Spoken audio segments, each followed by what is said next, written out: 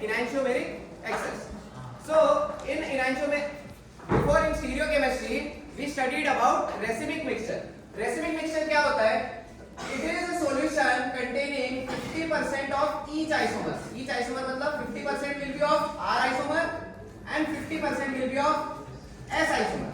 अब हमने enantiomers के बारे में एक चीज पढ़ी थी कि the only difference between two enantiomer is in the direction in which they rotate plane polarized light.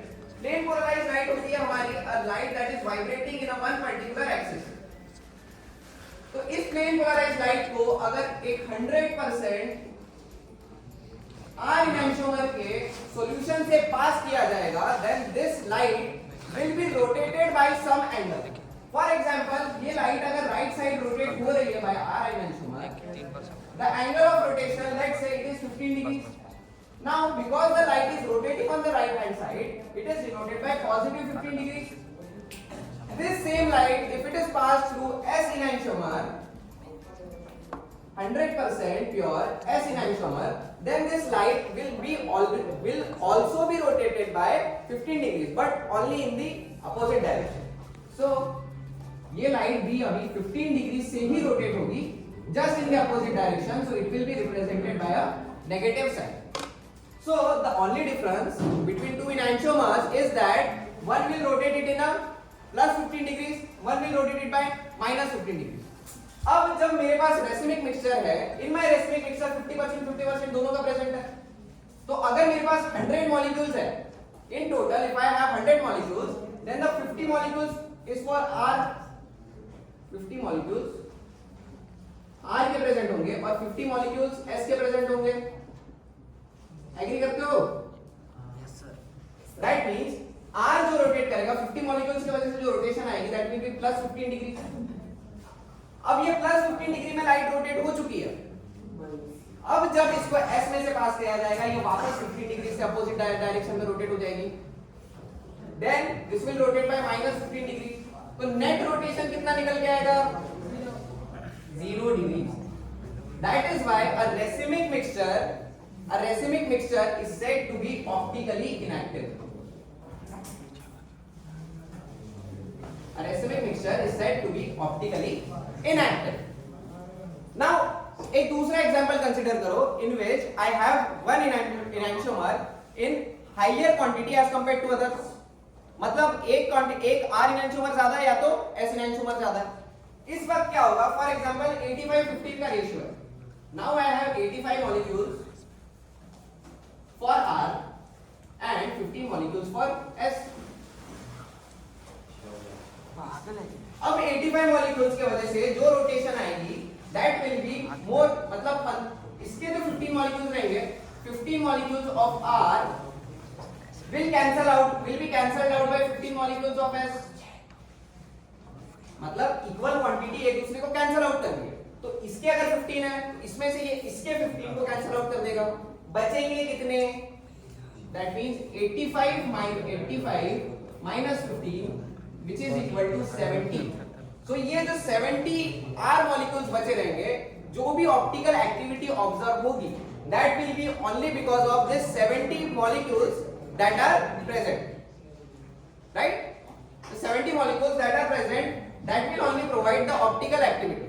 ये जो 70 molecules है इनको कहेंगे enantiomeric excess. This will be called as enantiomeric excess.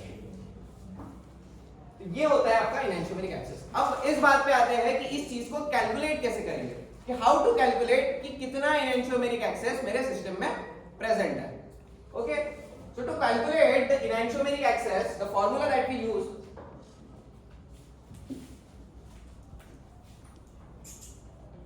percentage of enantiomeric excess. Percentage of enantiomeric excess is calculated as कितने molecules of R और S में से कितने प्रेजेंट है, टोटल कितना है into 100. This is one method for calculation. This is one method for calculation. Next, what we can do is we can calculate percentage of enantiomeric excess based on the rotation also. This is your rotation, optical rotation. तो जितना आपके solution के लिए observed rotation रहेगी, जैसे इस solution में कुछ तो भी रोटेशन ऑब्जर्व की जाएगी, जितनी इसकी ऑब्जर्व्ड रोटेशन रहेगी डिवाइडेड बाय जितनी प्योर की रोटेशन है, आइदर आर और एस, क्योंकि आर की और एस की जो रोटेशन होती है वो इक्वल होती है।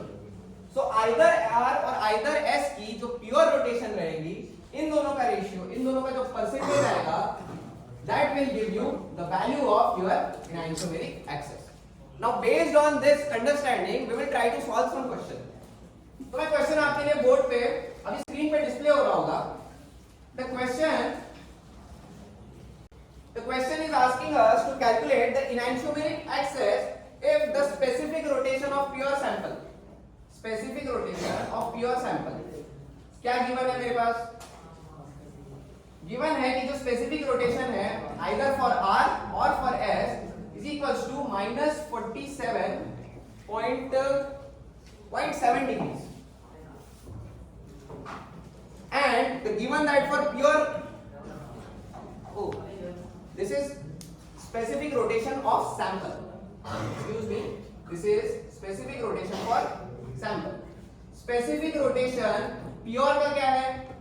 pure r और s का the value is given as -53 degrees.